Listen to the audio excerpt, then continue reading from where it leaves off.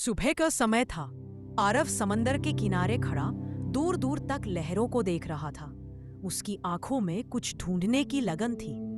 उसी समय उसके बाबा पास आए और मुस्कुराते हुए बोले, इस समंदर में एक राज छिपा है बेटा, ऐसा राज जो आज तक कोई नहीं जान पाया।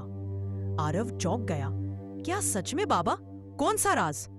बाबा ने उंगली उठाकर समंदर की ओर इशारा किया। कहते हैं एक पुराना खजाना कहीं नीचे छिपा है, पर उसे पाना आसान नहीं है। बाबा ने गहराई से कहा। रात होते होते आरव ने ठान लिया, वो उस राज को जरूर ढूंढेगा। अगली सुबह वह चुपके से अपने छोटे से नाव को लेकर निकल पड़ा। लहरों को चीरते हुए वो समंदर की ओर बढ़ता गया। हवा तेज थी, लेकिन उसका हौसला उससे भी तेज। धीरे धीरे वो समंदर के बीचों बीच पहुंच गया। चारों तरफ बस नीला पानी था और नीचे तंजानी गहराई। उसने झुककर नीचे देखा। रंग बिरंगी मछलियां और चमकदार पत्थर झिलमिला रहे थे। फिर अचानक उसकी नजर एक चमकती चीज पर पड़ी। कुछ तो था वहां नीचे, कुछ अलग। उसने रस्सी में हुक बांधा और ध्यान से उसे नीचे फेंका। हुक किसी भारी चीज से टकराया, शायद कोई पुराना संदूक। आरव ने पूरे जोर से रस्सी खींची और धीरे धीरे वो भारी चीज ऊपर आने लगी। एक पुराना जंग खाया लकड़ी का संदूक पानी के ऊपर उभरा। उसने उसे नाव में खींचा और बड़े प्यार से छूकर देखा। क्या यही है वो राज? आरव नाव को मोड़कर वापस किनारे की ओर बढ़ चला। गांव के लोग हैरान होकर किनारे पर इकट्ठा हो गए।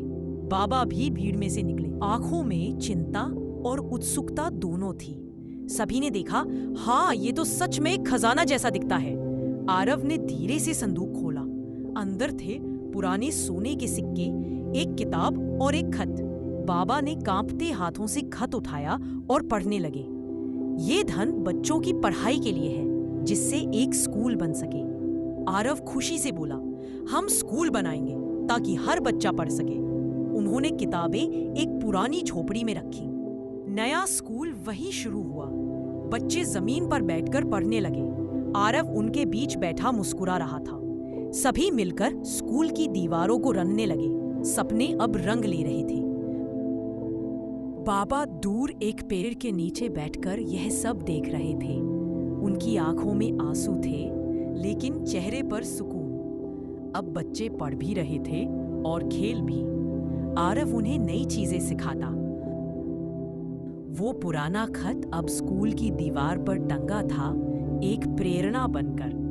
स्कूल के सामने खड़ा आरव और उसके साथ सारे बच्चे, एक नई शुरुआत का चेहरा। गांव में मेला लगा, सब नाच गा रहे थे। बाबा और आरव एक बेंच पर बैठकर ये सब देख रहे थे। बच्चों ने आरव की पूरी कहानी पर एक छोटा नाटक किया। तालियों से पूरा मैदान गूंज उठा।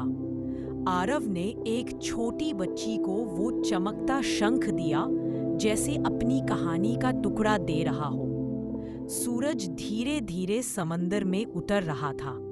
आरव चुपचाप उसे निहार रहा था। समंदर की गहराई अब शांत थी, जैसे अपना राज किसी योगी को सौंप चुकी हो। स्कूल का नया नाम रखा गया, आरव विद्या मंदिर। बाबा और आरव हाथ में हाथ डाले समंदर किनारे साथ साथ चल रहे थे। ऊपर से पूरा गांव दिख रहा था, खेलते बच्चे, समुद्र और रंगीन स्कूल। आरव ने समुद्र की ओर देखा। एक हाथ में किताब और दूसरे में शंख। इस कहानी से हमें यह सीख मिलती है कि असली खजाना हिम्मत और दिल से मिलता है। धीरे धीरे दिन ढल गया, बस लहरों की आवाज रह गई। शांत समंदर, नीला आसमान, जैसे कहानी अब भी लहरों में बह रही हो। और अंत में रेत पर पड़ा वो शंख, जो आरव की कहानी हमेशा याद दिलाएगा। धन्यवाद। बच्चों, आपको ये कहानी अच्छी लगी हो तो वीडियो को लाइक और चैनल को सब्सक्राइब जरूर करना। धन्यवाद।